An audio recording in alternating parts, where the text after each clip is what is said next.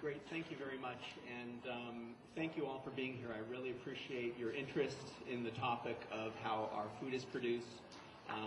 Most of us don't think enough about the source of our food and the consequences of our food choices.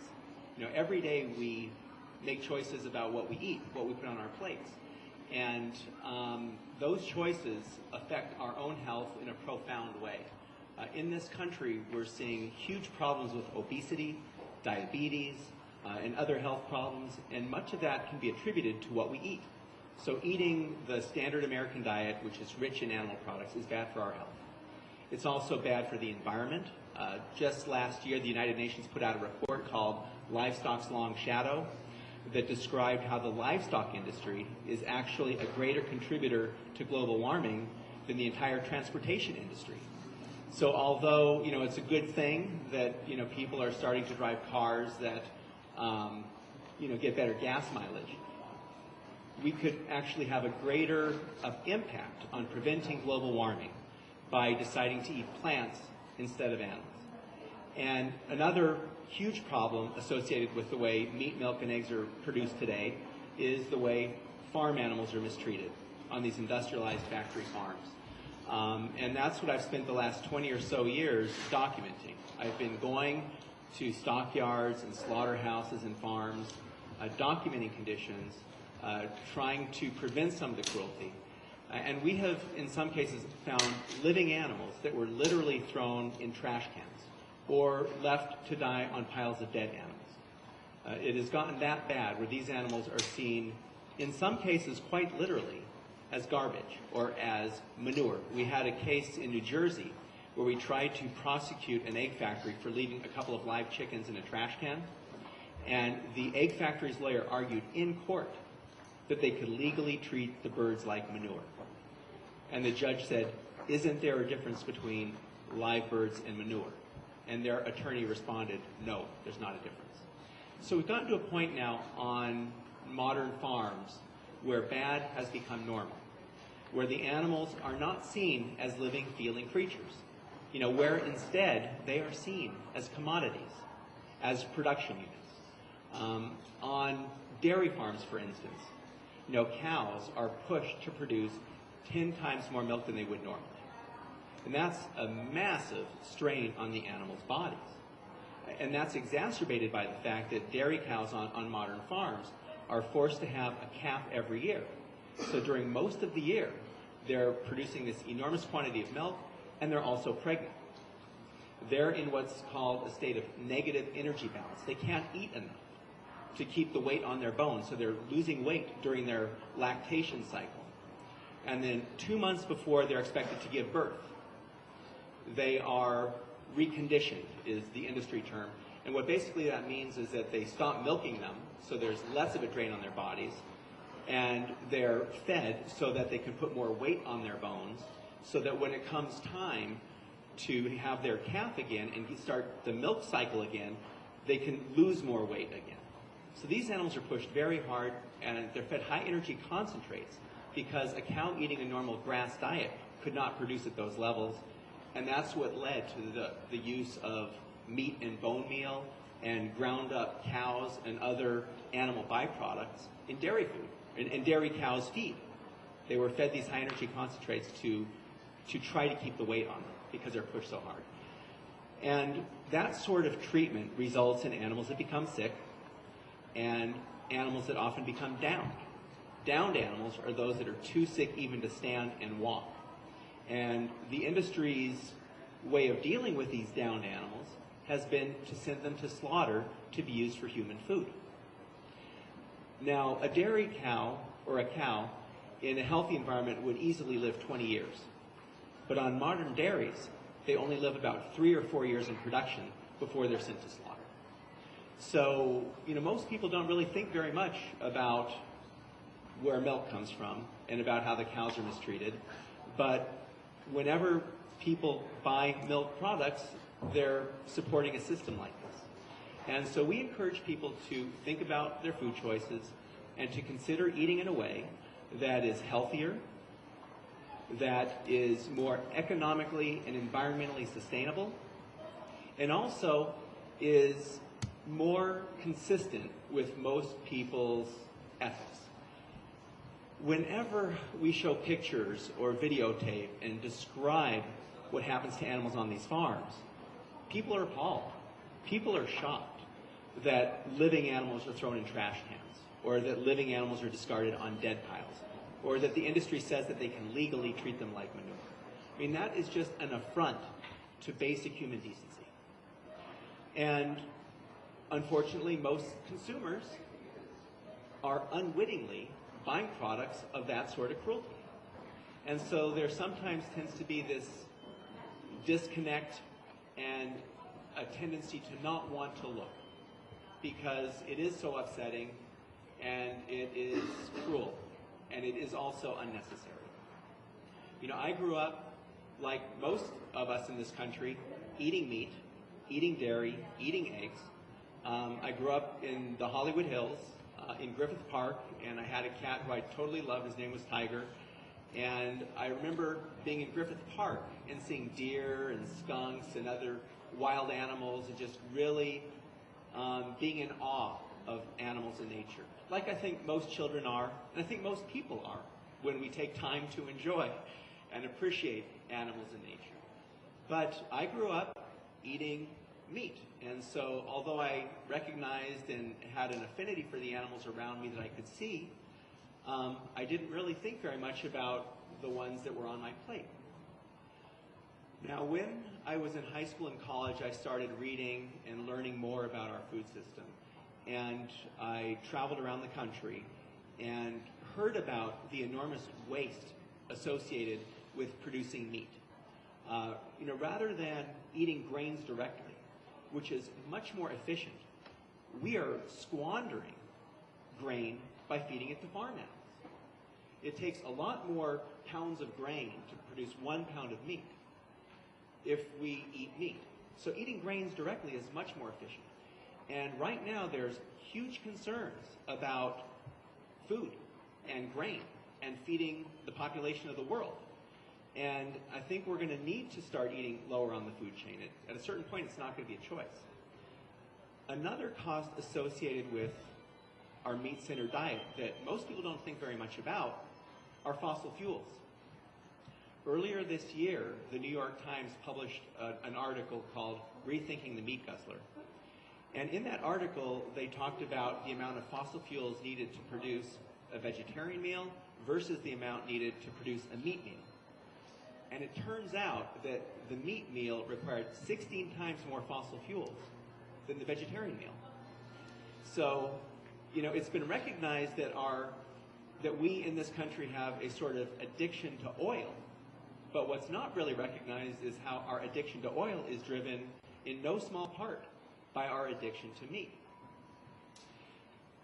And again, this is something that as a child growing up, and most of us growing up, probably learned to eat meat without really thinking about it. I don't remember ever making a conscious choice that I want to eat meat. It was just on the plate, everybody around me was eating it, and I started eating it. But as time went, I started wondering about that and questioning that. And one of my first images of the fact that I was eating animals was when my mother had made a chicken dinner, and I saw the chicken on the plate. It was a plate, and there was a bird there, and I could see the legs, and I could see the wings, and I could see that that was an animal. And I didn't eat meat for a while after that. But, growing up around and spending time with others who were eating a certain way, I reacclimated and became reconditioned to do what everybody around me was doing. And when I became vegan, and for many people who become vegan, one of the hardest things is what happens with those around you, because now you're saying no to something that you have been part of and supporting for a long time. So the social aspect of it is really the most difficult one. And that's why we encourage people who are considering a vegan lifestyle to get involved with local vegetarian organizations and a local vegetarian community. And thankfully, there are more and more vegetarians around the country that are joining together and going out to vegan restaurants together, or going to restaurants that aren't even vegan but will serve vegan meals from time to time. So that's an important part of becoming vegan, is to have the social support network, because there are not currently that many vegans in this country, and being vegan in a non-vegan world can sometimes be a challenge. But at Farm Sanctuary, which is where I live, vegan is normal. At Farm Sanctuary, the animals are our friends, not our food. And these are all animals who have been rescued from abuse. These are animals who have been starved, confined in small cages where they can't walk or they can't turn around. And these are animals that come in afraid. All they have known up until that time is cruelty and neglect at human hands. And when they come to Farm Sanctuary, at first they cower. They don't want to see people. I remember when this one cow, Annie Dodge, came in, and I went out to the barn to see her. And, at first she was very skittish, and she would stand towards the back of the barn. And she didn't want to make eye contact. So every time I tried to look at her, she would sort of duck behind one of the corral gates. So we were not making eye contact. I'd go up and she'd go down, and it was kind of funny. But these animals have only known fear and only known abuse when they first come. But after they spend time with us, and after they come to recognize that this is a safe place and they're treated with compassion, they warm up and they start expressing themselves and they start being who they are. And, farm animals have personalities and are individuals just like cats and dogs and other animals. At our farm in Orland, California, we have two farms, one in Watkins Glen, New York, and one in Orland, California. We had this turkey in Orland who we used to call Lydia the hugging turkey, because she really loved people. And when people went out to the barn and squatted down and got low to the ground, Lydia would walk up to them and crane her neck around our visitors like she was hugging them. And, when treated with compassion, the animals respond just as people would respond. Children that are abused, have certain experiences that affect their worldview. Animals that are abused also have a worldview that is based on their experiences. And at Farm Sanctuary, these animals' lives are transformed from being commodities and being callously mistreated to becoming companions and our friends who get to live out their lives. Now, our perspective at Farm Sanctuary is very different than that on factory farms. When we go to these facilities, to factory farms, we see animals who are afraid. We look in their eyes. We see the fear. We see the stress. We see what they're experiencing.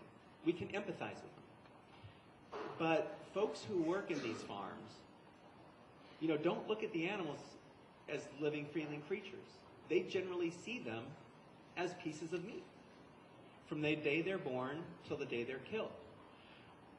And at these stockyards where the animals are being sold, the buyers and the people who work at the stockyard are looking at the animal's body. They're looking at muscle conformation. They're looking at literally muscles that are going to be cut up and sold as meat. They're not looking at the animal's eyes. They're not thinking about these animals as living creatures. And it kind of reminds me of something that was said to the executioners during the Salem witch hunts in Massachusetts. The executioners were told, don't look in the witch's eyes, because if you do, they'll cast a spell on you and you won't be able to kill them. And I think it's the same sort of thing where, at these stockyards and slaughterhouses, people don't want to look into the animal's eyes. They don't want to recognize that they are living, feeling creatures. And when there is a failure to recognize that these are sentient beings who have feelings, and when people become hardened, it does something to us. I've been to slaughterhouses, and I have seen people whose job involves, for 8 hours a day, just cutting the throats of animals. To do that, you have to become pretty hardened. And that hardness, that sort of ability to engage in violence against animals, oftentimes spreads, jumps the species barrier, and can result in callousness towards people as well. Some of the most notorious sociopaths in our country who've murdered people started by abusing animals. So animal abuse is a problem that doesn't just stop there, it goes beyond. And the callousness that is shown to animals also oftentimes results in a callousness and a disregard for nature and for workers. And because agribusiness has been so influential over the past 50 years or so, they've enacted laws to allow their practices to be legal and accepted. For example, farm animals are specifically excluded from the Federal Animal Welfare Act. You know, most of us, in the society, most of the people in any society oppose cruelty. And we think certain things should not be done. Animals should be treated with respect. It's the rare individual who thinks it's okay to be cruel to animals or okay to be cruel to others. But in our country, farm animals are specifically excluded from the Federal Animal Welfare Act. Farm animals are also excluded from most state anti-cruelty laws. Common agricultural practices are exempt. And a common agricultural practice is one that is adopted by farmers. And so if farmers decide it's okay to cut the tails off of animals, or if it's okay to put them in small cages, or if it's okay to throw them in a garbage can alive, and if enough of them do it, and it's considered a common practice, it is exempt from state anti-cruelty laws in most states in this country. Agribusiness is also influential in other ways. They have preferential treatment in terms of tax laws, in terms of environmental laws, in terms of labor laws. The minimum wage on farms, for example, is less than the minimum wage in other businesses. So you have an industry that treats animals with absolute disregard, treats workers with disregard, treats the environment with disregard, treats consumers with disregard. We're basically a market. And, to the extent that we go along with what the commercials tell us to do, we're supporting a system that is, bad for animals, environment, bad for rural America, and it's also bad for us. It is literally killing us. There was an article in the New England Journal of Medicine not too long ago that talked about how the current generation of children is the first in recent history that's expected to have a shorter life expectancy than their parents. Now that's shocking, and that's upsetting, and that is disturbing, and that is not necessary. If we eat in a way that is more thoughtful, more mindful, that is in our own interests, by shopping, say, at farmers markets, to the extent we can. Farmers markets are wonderful because they support local farms, and they also connect consumers with farmers. With our industrial farming system, consumers go to supermarkets and buy foods and that could have come from who knows where and could have been a product of who knows what. On these factory farms, farm animals are oftentimes very sick, and diseased animals are legally used for human food in our country. We petitioned the USDA back in the late 1990s and argued that diseased animals should not be used for food, but the USDA actually wrote us back and said that it was appropriate and common practice for diseased animals to be used for food. So we sued them, and we were in court for a number of years. Our case was dismissed a couple of times, but we kept bringing it back. And then in December 2003, we won a significant victory that would have allowed our case to go forward, would have allowed us to conduct discovery and to get into the files and to find out what USDA knew. And 2 weeks later, the USDA admitted that they had found mad cow disease in the U.S. And with that discovery that they found mad cow disease, they granted what we were asking in the lawsuit. And specifically what we were asking was that downed animals, animals that are too sick to walk, should not be used for food, because downed animals are also more likely to have mad cow disease. And up until that time, they had been saying there's no evidence of mad cow disease in this country, the food supply is safe, and your lawsuit really it has no merit. But after we won this victory, they admitted that, yes, there is mad cow disease in this country. We settled the lawsuit, and they agreed that downed animals should not be used for food. Unfortunately, they've not done a very good job of enforcing that, and they also put some loopholes in it which allow downed animals still to be used for food under certain circumstances. And so that's an issue we're still working on. We're encouraging passage of a federal bill called the Downed Animal and Food Safety Protection Act, and we encourage people who are interested to get involved and to urge their congressmen and senators to support the Downed Animal and Food Safety Protection Act in Washington, D.C.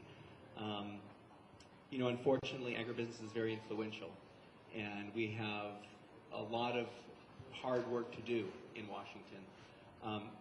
Most of our issues when it comes to downed animals and diseased meat and animal abuse are referred to the Agriculture Committee. And the Agriculture Committee is made up of lawmakers who are very friendly to agriculture. So we have a pretty tough row to hoe in Washington, and it really is going to take citizens to get involved and to participate in our democracy, to write to their elected officials, and to play an important role in policymaking, because in the absence of that, agribusiness basically has been calling the shots and has been adopting and enacting policies that are really bad for everybody. What we're talking about, preventing animal cruelty and promoting a food system that depends more on plants than animals, is good for everybody.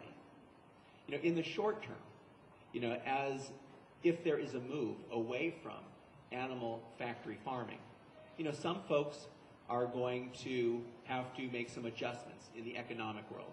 Certain jobs are going to change. But by and large, the jobs involved with slaughtering animals and confining animals in small cages are pretty violent and pretty bad for those that are doing them. So as time goes, I think a whole new kind of economy can come into being, and we're starting to see it now with folks who are moving out to the country and want to farm in a different way, want to grow organic, wholesome produce that they can feel proud about taking to the farmer's market and selling to consumers who can feel good about buying it and eating it. Because again, what we eat has profound consequences for our own bodies. What we eat literally is incorporated into our bodies. And if we're eating animals who are sick, and if we're eating animals who are in pain and stressed, and we're being fed antibiotics, half of the antibiotics produced in the U.S. go into animal feed, into farm animal production. So you also have pathogens and new diseases that are developing resistance to these drugs. So if we're eating foods from a system like that, it's going to impact our health. But on the other hand, if we eat locally produced fruits, vegetables, and other whole foods, fresh whole foods, that is going to make us feel good. It's tragic how we're now eating in this country in a way that is literally killing us. We're killing the animals, treating them badly, we're ingesting those products, and we're basically killing ourselves in many ways. So change happens in two ways. And, as I mentioned, there's the policy area where we try to pass laws and try to prevent cruelty legislatively. But then there are personal choices each of us make.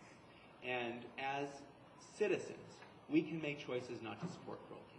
And in doing so, we will be helping ourselves, we'll be helping animals, we'll be helping the environment, we'll be making a statement to prevent global warming and other hazards associated with our current food production system. So I'll read a little bit from the book here, one story of Maya, a cow who lives at the farm, and then I'll be happy to respond to any questions you have. When I first saw Maya, and again, we spent a lot of time visiting farms, documenting conditions, and rescuing animals. And so often when you go to these places, it really is depressing because you do see animals just treated like commodities and just abused horribly. And rescuing these animals has been a way to sort of heal ourselves as we're also taking care of and healing the animals. When I first saw Maya, she was a tiny black and white calf, just a few days old, huddled in a corner behind one of the gates at Lancaster Stockyards. She was down and unable to walk through the stockyard. I lifted her out from behind the gate and took her home. When I saw she was limping, I drove her to New Bolton Veterinary Center, part of the University of Pennsylvania. The young vet on duty said she would try to flush out an infected joint in Maya's front leg. The vet had never done such a procedure before, but I agreed she should go ahead. And, you know, when we talk with veterinarians, it's very rare that they will provide this kind of care to individual farm animals. You know, these animals are usually seen as economic units. And if you have a sick calf or another sick animal, they may be only worth $20. And so the farmer's not likely to pay a veterinarian $40 or more than the animal's value to treat them. So these animals generally are just left for dead and left to suffer. And that was the case with Maya, as with literally millions of animals in this country every year. As Maya recovered, I spent a lot of time with her, and her leg healed completely. Maya and I became very close and remained so even as she grew to be a full-grown cow. One day, a farm sanctuary rescue brought a number of calves from an abusive veal facility. Now, to produce veal, you know, and this is all mentioned in the book, you know, calves are taken away from their mothers and chained by the neck in small crates where they can't walk. And that's how they live their entire lives. They're also fed a diet that is deficient in iron, and it's designed to produce a borderline anemia. And it's that pale-colored flesh that is sold as veal. So anyway, we got these calves from an abusive veal facility, and they came to our farm. We decided to put them in a pasture with Maya, thinking that she would care for them like an adoptive mother. Maya was very maternal, even though she never had any calves of her own. As with all calves born to dairy cows, she'd been taken from her own mother almost at birth. Maya watched over the calves, protecting and loving them as if they were her own. Back then in the 1980s, we didn't know as much about animals' emotions as we do now, and we didn't have the space to keep all the calves. So when adopters offered to take them, we were thrilled. The calves would be able to live out the rest of their lives in comfortable places, and room would open up to take in other needy animals. As it happened, we transported the calves to their new homes all in one day. In hindsight, I can see I made a terrible decision. Suddenly, Maya had no calves, and she was bereft and angry. After the calves were removed, she rolled on her back and wailed and could not be consoled. One day, many years later, I came to visit Maya in the herd at the Watkins Glen shelter.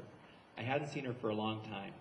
Maya, I called to her as I walked through the pasture. Maya looked at me and began running, not toward me, but at me, bellowing. In fact, she ran me right off that pasture. I had to jump a fence and lost a shoe in the mud as I ran. I'd been the one who'd broken her heart and betrayed her trust, and she hadn't forgotten. I've also thought that Maya's reaction could have stemmed from a feeling that I'd abandoned her. In the early years, I spent much of my time on the farm and had lots of direct contact with the animals, including Maya. But as Farm Sanctuary grew, my role and responsibilities changed, and I found myself away from the farm much of the time. Maya might have felt that loss more than I'd ever imagined. Whatever Maya was expressing that day in the pasture, I learned a lesson in a very direct way. Animals have deep emotions, and you cannot assume they aren't forming bonds with other animals or with you. Over the years, as we learned more about the animal psychology, we instituted a policy that all farm sanctuary animals adopted to new homes have to be placed with at least one companion of their own species. Happily, in the intervening years, Maya has nurtured many newly rescued calves at Farm Sanctuary who've gone on to join the herd. But they remain close to Maya, and even as adults, still look to her for guidance and approval. Maya was the first down calf I rescued, and she's now over 20 years old, a matriarch and the oldest cow at our Watkins Glen shelter. So Maya is, to me, and to others of us at Farm Sanctuary, very much like part of the family. She is our friend. And all of the animals at Farm Sanctuary are our friends. They all have feelings. They all have personalities. They're all individuals. And they all want to enjoy life. None of them, want to experience pain or fear. And unfortunately, that's all these animals know at these factory farms. And most of us don't think very much about it. And so I'm really glad you're all here today to talk about this and to think about this, and hopefully to think about what choices you make when you eat next time. And to the extent you'd like to, we'd love for you to be involved in our campaigns. We'd love you to come visit Farm Sanctuary, meet Maya and some of the other animals at the farm. We're open for visitors and encourage visitors, which is also a big difference from factory farms, who discourage visitors and who put up fences, oftentimes with barbed wire on top to keep people out. So I invite everybody here to come visit the farm if you're ever in Watkins Glen, New York, or Orland, California, and just to try to live in a way, and we all do the best we can. None of us is perfect. None of us will ever be perfect. Even the most vegan is not going to live in a way that is completely harmless. So we need to do the best we can, but recognize we're going to always, our footprint, there will be some footprint on the planet. But to the extent we can make it smaller, it will be good for everybody. And so I guess with that, I'll just close and take any questions you have.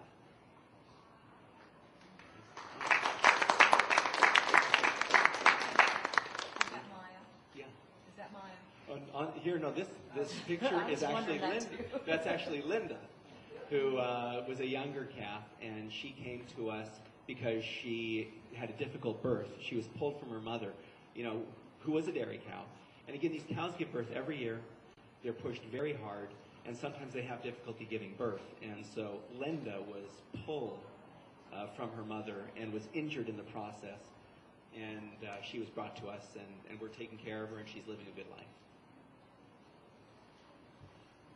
Yeah. So how do you feel about fish? How do I feel about fish? Well, there is growing scientific evidence as well as anecdotal evidence that fish are sentient creatures, that they actually have feelings. A friend of mine who's a psychologist in New York City has some fish that live in an aquarium. She got them before she really recognized that getting fish from a pet store is not such a great idea. But she would go over to their aquarium and the fish will come up to the top and she will pet them.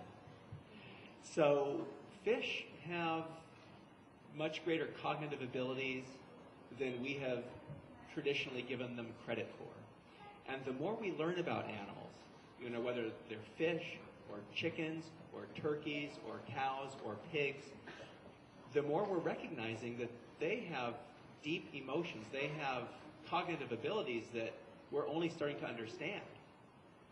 Winston Churchill said that a dog looks up to people, cats look down on people, but pigs look you straight in the eye. And I think there's something to that. Pigs' eyes are very much like human eyes, and pigs are very intelligent. There are some scientists that have said that pigs have more intelligence than primates in some circumstances. So the more we learn about these animals, the more clear it is that they deserve to be treated better. And what's been happening on factory farms over the past several decades is an aberration. And it's happened out of public view. But thankfully, there's starting to be more attention. I'm sorry to say in the case of fish, though, that there's not very much focus on that topic. We're doing some on it. I wish we could do more. But as wild fish populations have been decimated by these huge factory trawlers, and as ecosystems in the ocean have been decimated, the fishing industry has now moved into aquaculture, where fish are being factory farmed, and they're kept by the thousands in these, water enclosures that are, as you can imagine, filled with feces. And the fish industry requires an awful lot of chemicals and additives and antibiotics to keep those fish from getting sick and dying. When and by whom was the farm sanctuary founded? I'm sorry, what was that? Who would? When and by whom? When and by whom was Farm Sanctuary founded? Farm Sanctuary was founded in 1986 and by myself and my former wife.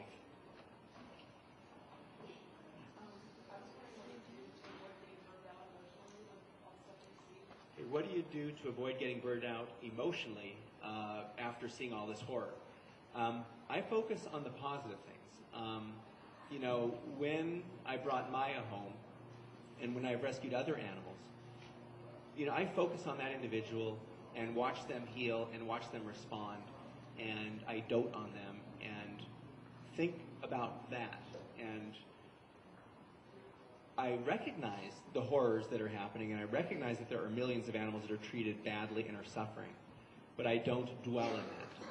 I recognize it, it needs to be dealt with, but we need to focus on what we can do and do as much of that. there's that serenity prayer. Give me the strength to change the things I can, the serenity to accept the things I cannot change, and the wisdom to know the difference. Sadly, there are things that are out of our control, and I try to focus on doing the things that are within my control and doing as much as I can along those lines. Have you ever had an animal die at the farm cemetery? Oh yes, we have been taking care of animals for over 20 years, and they, like all of us, get old and die.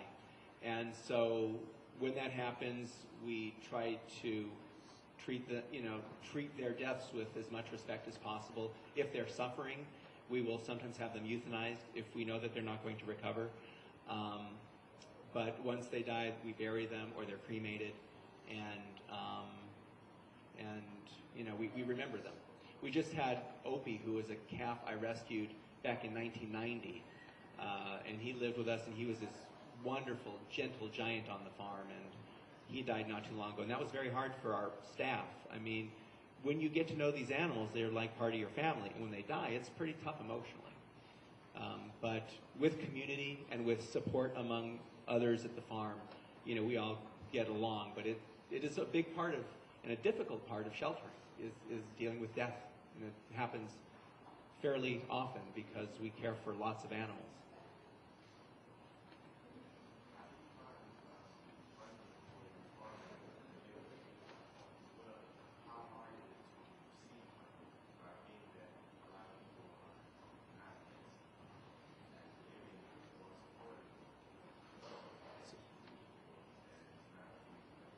So the question has to do with how difficult is it for people to get people to support our work, because most people are not as sympathetic to farm animals as we are, and most people are eating farm animals. It can be a challenge. I do believe there's a growing number of people who are concerned about what happens to animals on farms and oppose the cruelty that's become institutionalized. And we have some very dedicated members, thankfully. We have about 175,000 members that support us. Thankfully, and that number is growing. Are there any plans to open another location? Are there any plans to open another location? There are certainly hopes to open another location. There are no concrete plans at the moment. We have the two farms, one in Watkinsville, New York, one in Orland, California, and we would like to open additional sanctuaries, perhaps near large cities, where more citizens could come visit and where more children could come and get to know animals.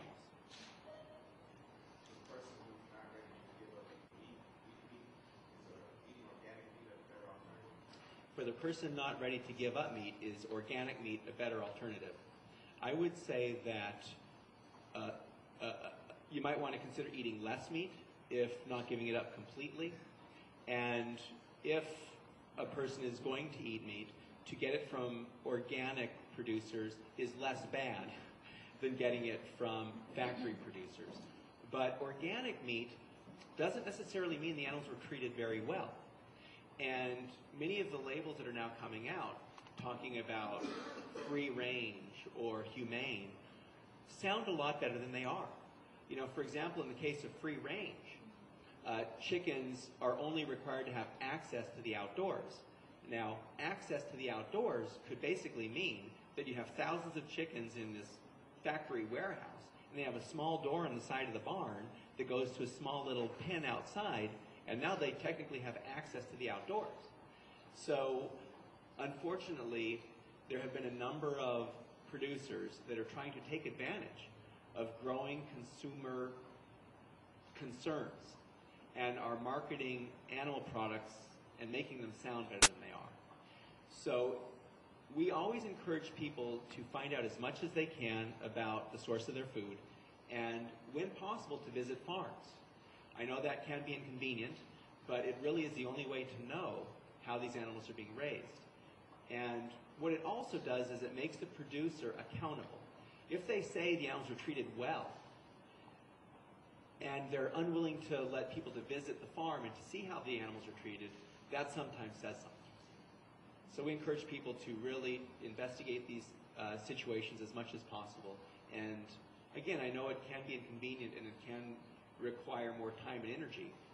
But when you think about the consequences of our food choices and the kinds of illnesses that we're facing in this country, and the kind of cruelty that we inflict on others, I think it is really a pretty important part of our lives. What we eat is really quite important. The other thing I'll just say about disease was, the USDA has basically taken a don't look, don't find approach. We were involved in a rescue of chickens from a slaughterhouse in New York. And these chickens would have entered the food supply without being tested for various diseases. But because we rescued them, they had to be tested for disease, specifically avian influenza. And it turns out they were positive for avian influenza. Now, had they not been rescued, they would not have been tested, and they would have entered the food supply. And I'm sorry to say that that's not terribly rare. Diseased animals enter the food supply all the time. 143 million pounds of beef. Well, recently there was a recall of 143 million pounds of beef, exactly, because downed animals too sick to walk, were entering the food supply in violation of a USDA regulation because they were not being properly inspected. And even when they are being properly inspected, the USDA allows and admits that diseased animals can go into the food supply. We've done FOIA requests, Freedom of Information Act requests, and gotten records from USDA to talk about animals with hepatitis and pneumonia and various other ailments that are being approved for human food.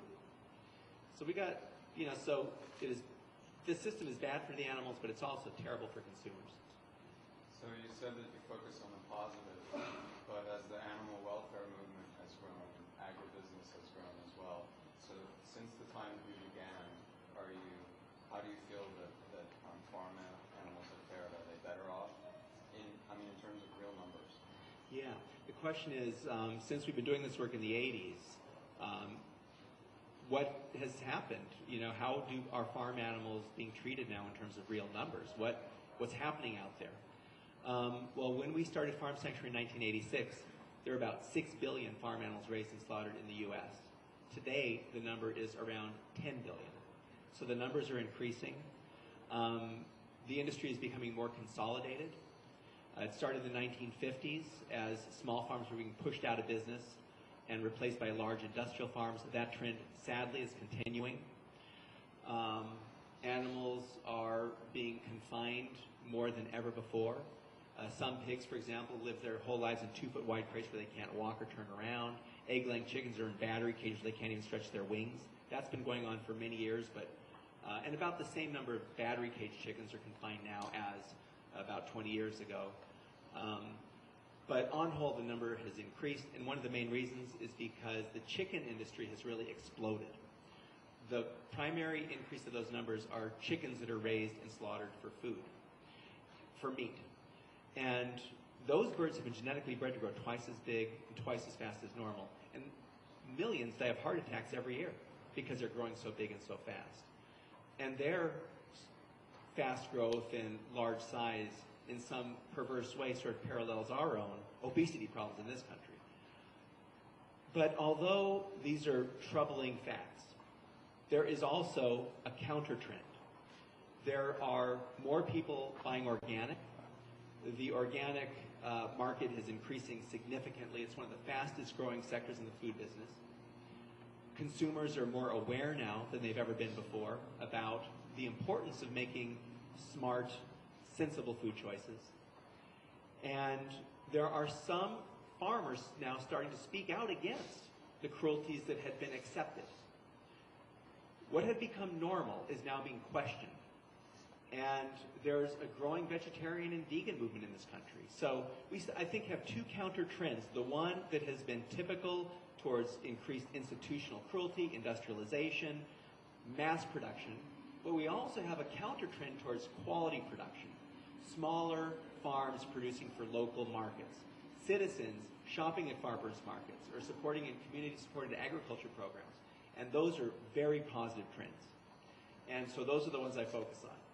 And we're seeing, so there's some bad things and some good things.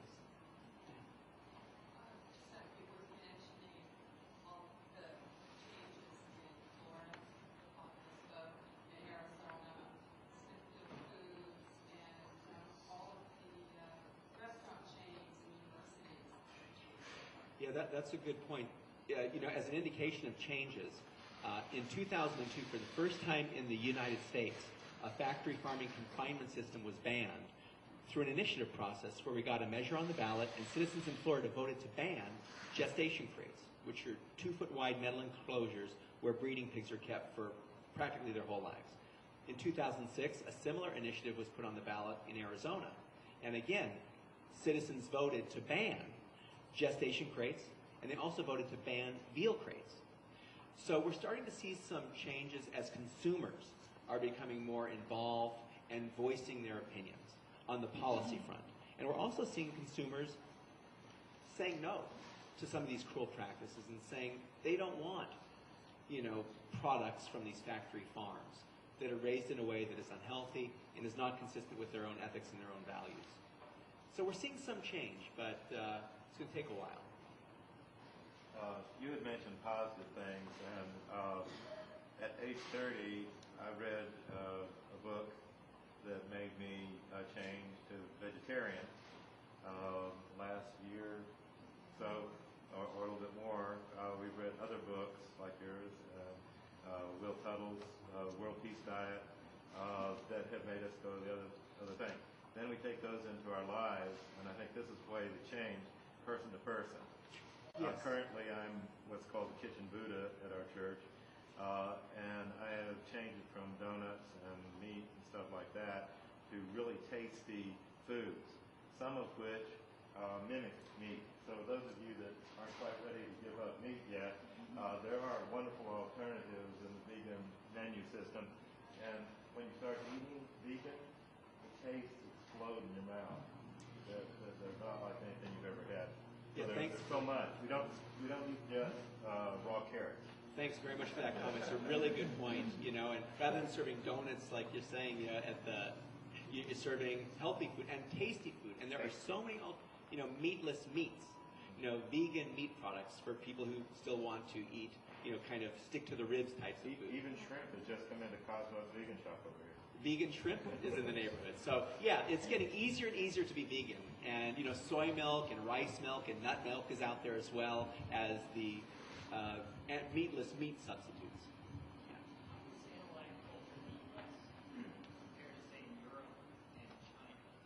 The comparison of animal agriculture in the U.S. as opposed to, say, Europe and China. Well, I've been to some farms in Europe, and what I can say as a general rule is that farms there are smaller. It's more of a community. It has traditionally been more of a community type of agriculture as opposed to here where it's very individualistic and corporate. And there are laws in Europe that ban some of these cruel practices that have been common and exempt from humane laws in the United States. So I'd say Europe is quite a ways ahead of the United States. I'm concerned about what's happening in China, though.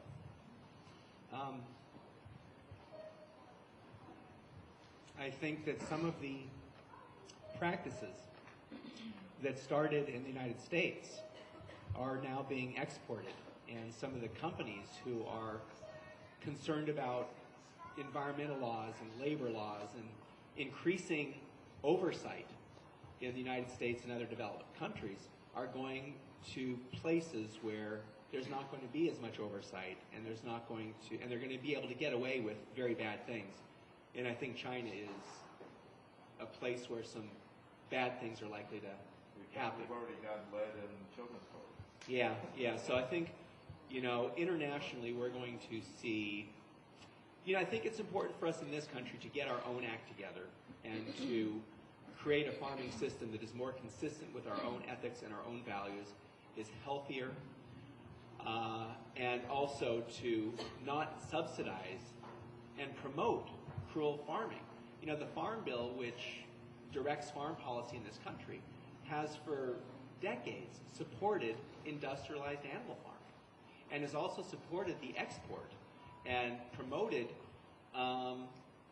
this system, which is bad for animals, bad for farmers in the long run, bad for consumers, bad for the environment, really bad for everybody, bad for consumers.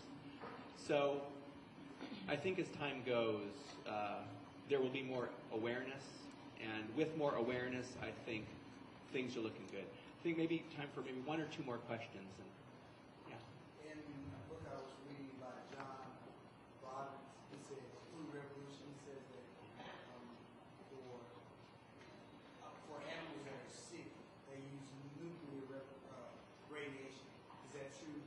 Yeah, one of the things that the industry is doing to try to prevent pathogens in meat is to irradiate it, to zap it.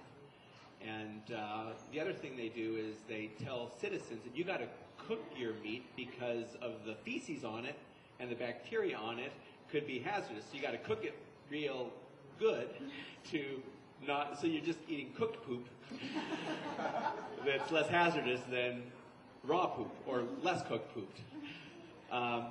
So, you know, yeah, and that book by John Robbins is great, The Food Revolution.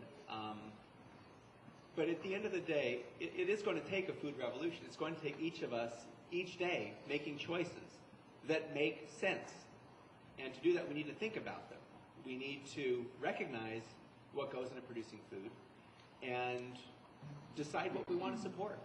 Decide what we want to eat. And, you know, when you become vegan, you know, my diet became a heck of a lot more interesting. I tried new things I never would have thought of before. And I think it's good to look at the idea as a creative, growing, empowering experience. You know, in this world, there aren't that many things that are fully within our control. But what we decide to put on our plate and in our mouth is something that we can have a lot of control over. So our food choices have profound consequences for our own health and for that of others on the planet. And it's important to think about them and to make choices that make sense. And I think when you look at it rationally, that comes down to eating plants instead of animals. It's pretty simple and straightforward. One of the best books on the topic of our health and nutrition is a book called The China Study by Colin Campbell. It is the largest research ever done to compare health and nutrition. And what Colin Campbell found, and he's a Cornell University biochemist, or I think that's what he is. He knows biology and chemistry, basically. But what he found was that the human species is primarily a vegetarian species. And the more plant foods that we eat, the healthier we are. The more animal foods that we eat, the sicker we are. So I think when you look at the research, it's pretty clear what makes sense. What was that again? It's called The China Study by Colin Campbell. So I get that all the time, you know. We're supposed to be omnivorous and just eat what's in our path, and you're not going to be nutritional, you know. It's brainwashing is the way I see it. We grow up, it's true, we grow up with certain assumptions. We're told we have to eat meat, we have to eat dairy in order to not have osteoporosis. But what's odd about that statement is it doesn't match with reality. In our country, we drink a lot of cow's milk, and we also have a lot of osteoporosis. So drinking cow's milk doesn't really seem to be the answer to preventing osteoporosis. Another sort of sad fact right now in terms of the dairy industry is they're so influential in Washington, D.C., that every child that receives a school lunch through the school lunch program is required to be given a glass of cow's milk, even if they don't want it, even if they're lactose intolerant. They're required to be given a glass of cow's milk. And that is done because the USDA buys up all this milk to support dairy farms, and then they're giving it to children, getting them used to eating this product that's actually not good for us. What other species drinks the milk of another species? And what other species drinks milk past weaning? It's kind of silly when you think about it. So, our food choices, we've been indoctrinated to accept certain things and to eat certain things. It's important to think critically about what we're eating, and because what we're eating in many cases is making us sick. Sometimes people eat a certain way and they have allergies, and then they take medication for the allergies, and they just accept that that's normal. I've got allergies, I got to take medication. I've talked to many people who stopped drinking cow's milk, and the allergies went away, and they didn't have to take medication anymore. So, we need to critically evaluate how we eat and how we live on the planet and how we interact with other animals on the planet, and reform our agriculture system. And I think also it'd be we need to reform what we consider food, and we'll all be better off for it. So I guess we'll leave it at that, and I'll be happy to sign books, and thank you all for coming.